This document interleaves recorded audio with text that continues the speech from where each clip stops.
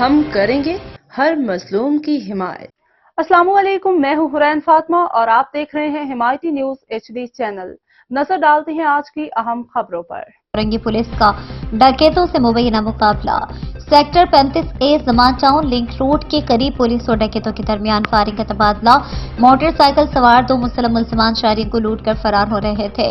Snap checking پر موجود غریب نواز چوکی انچارج فیصل رحیم نے ملزمان کا تعاقب کیا۔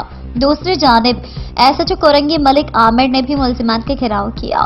پولیس سے بچ کر فرار ہونے کے چکر میں ڈکیتوں نے فائرنگ شروع کر دی تھی۔ پولیس کی جوابی فائرنگ سے ایک ڈکیت زخمی سمیت 2 ملزمان گرفتار ہو گئے۔